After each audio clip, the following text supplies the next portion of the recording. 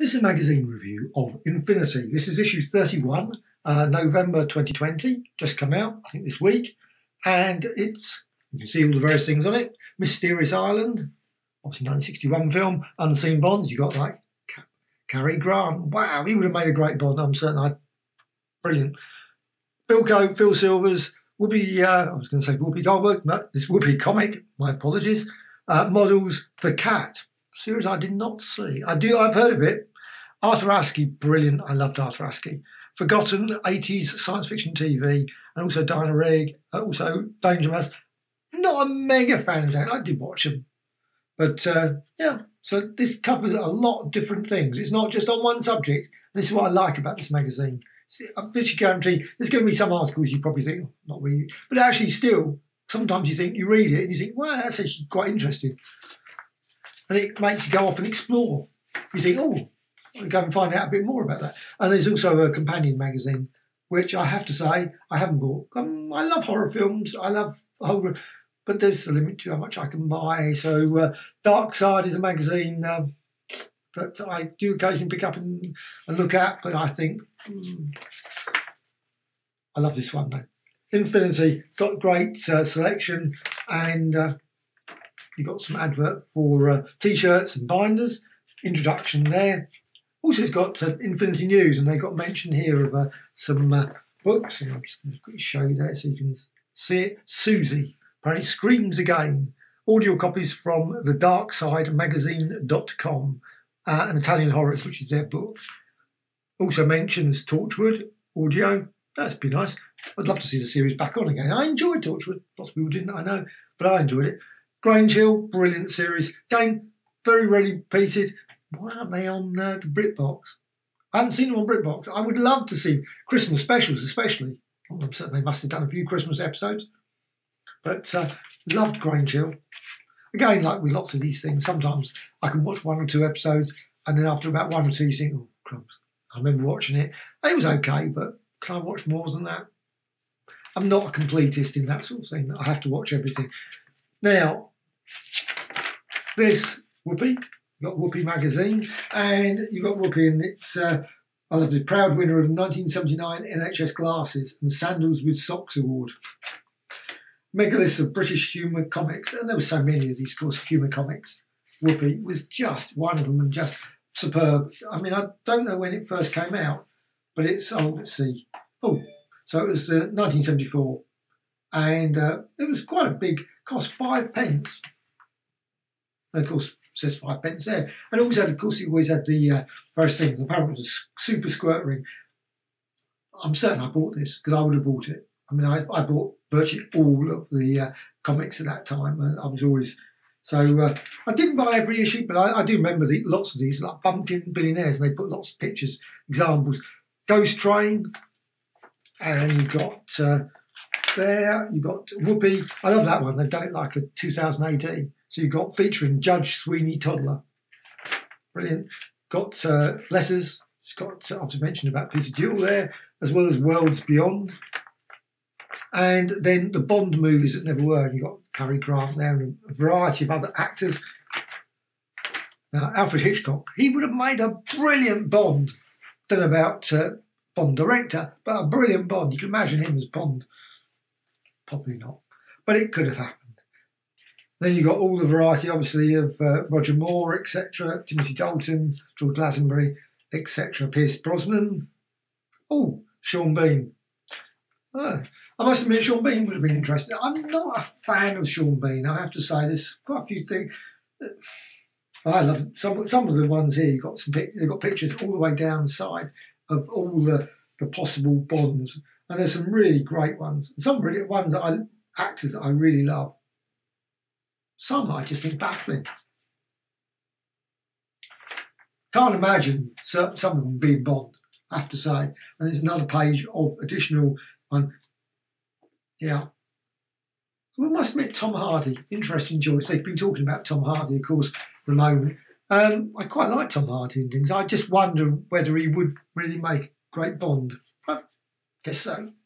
It's like you can never tell. I think people say, oh no, I could never. And yet when they become that role, sometimes you just think, well, you know what, they were pretty good in the end. They're just actors. They're doing the role. They will, if they've got that ability, they will make certain it's going to be great. And I'm certain he will make a fine Bond if he became Bond, or if they got someone else as Bond. There's some, I'm certain that Italian Horrors is another advert here. Brilliant selection of books they have. They have lots of books advertised. This is obviously one. Cannibals, Zombies, Strange Vices and Guilty Pleasures. £22.50. And of course you can get it from the darksidemagazine.com website. Nothing to do with them, so but I must admit it's great that they put things up. And it's great they bring books out like it. Now Mysterious Island. Film I haven't seen for yonks. I love the fact that there was a Dell comic for it. Stranded on a live volcano, castaways battle incredible creatures for survival. And also there was apparently, I love this one, the greatest advertising campaign ever. Daily Express, Daily Mirror, Sunday Pictorial, the TV Times, Evening Standard. Sunday Pictorial. Wow. Remember that paper. Dame, obviously Diana Rigg. You've got lots of great pics and article about Diana Rigg. Lots of great information. It mentions about my favourite, Touch of Brimstone. I love it. That was my favourite Avengers of all time. I'm really glad that they've got them on BritBox. BritBox is brilliant, so I can sit and watch classic Emma Peels, especially that one. They've also got the two rarity ones, the Dr. Kill ones. Brilliant. I love those. I just love those stories. I think they would. It's a pity that so many have gone. Anyway, Tara King as well. I loved Avengers, so then you got I've started subscribing to the magazine. Not a fan of subscribing, but I like picking it up. I like to go in the shop, picking it up. That's just me. Obviously, W.H. Smith.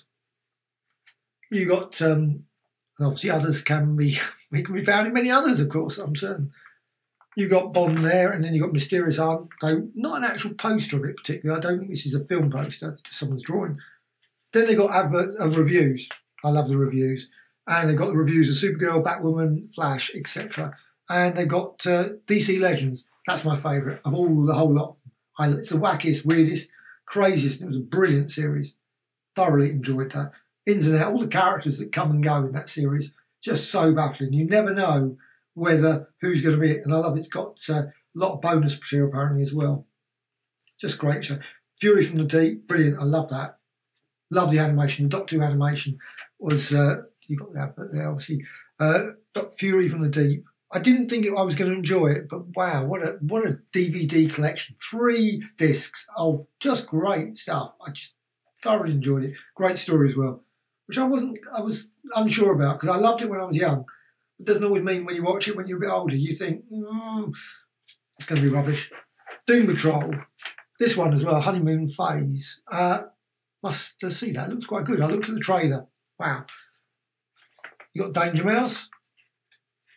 And then you got all the way through. And they got another advert here for their press books. And so you've got a variety of ones. You've got Haunted House of Horror. Friendly Fate. They're all basically around about £20. Infinity Guide to Visitors from Space. Television Terrors. History of Horror on the Small Screen. Actually, I mean, it's not really been a vast amount. Should be much, much, much more. Horror has always been a bit of I think personally, maybe depends how far you stretch it. I never really thought Buffy was horror. I mean, it was enjoyable. I was more fantasy. Was it horror? I know it's vampires and things, but Walking Dead, obviously. Expect Walking Dead to be on it. Then you got Arthur Askey. Great article about Arthur Askey. Lots and lots of examples here. I didn't even realise you're on the front cover of Darkside. You've also got all his records. So lots of clippings. You've got Arthur Askey, Martini Vermouth. Great advert there. Big Hearted Arthur, Radio Times. You've got also Ramsbottom Rides Again. I loved it. Absolutely. And even now, I've watched some of the films because occasionally these sort of films turn up on good old Talking Pictures, the best TV channel as far as I'm concerned. Certainly for old films, just superb. And they're just it's still good. Someone's going to turn around and say, he's never been on it. Well, I've seen some films somewhere, so maybe it's on BBC. Yeah. But I'm certain they were on Talking Pictures. Forgotten Heroes, and they've got a lovely article about forgotten heroes of the 80s, and there's Misfits of Science and other ones. Now, I recognise some of the actors. Not all. Some of them are definitely ones I've not seen. Once a Hero. And then Model Behaviour. It's got a section about models. Not for me, I must admit, but each their own. Some people might like it. But the next article is about Bilko. Girl Bilko. And I love Bilko. Phil Silvers and Comedy Gold. Just when they've repeated. I think it's on that. Occasionally, I think it's Forces TV. I think he's on that. I might be wrong there as well. But he was always on in the 70s. Quite often you turn TV on, Phil Silver Show, or Sgt Bilko. Brilliant. And apparently there is a museum, an archive museum. Also got the comics here. But there's an archive museum in Coventry. And wow. Obviously memorabilia, television and stage film, plus a small museum. Phil Silvers, of course, turns up on lots of old films as well. So he's a ring. And then there's a competition in here for...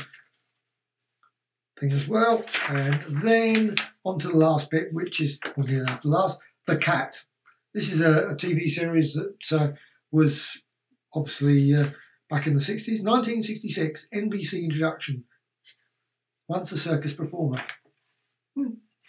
Can't say I know anything about that series. Then you've got Infinity back issues, advertising, a variety of different back issues. And they've got, like, last month's was John Pertwee one. That was brilliant. The Empire Strikes Back the month before. Star Trek Motion Picture. Great film. I love that one. It's one of the weird films. Well, it doesn't really fit. Doesn't feel like Star Trek in any way. Just an oddity.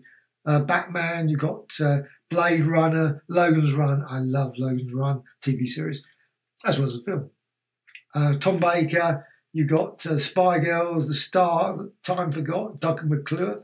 It's quite sad. I've never forgotten him. He's brilliant. He was a brilliant actor. Well, for that type of film anyway, and shows. And then the next issue, you've got issue 32.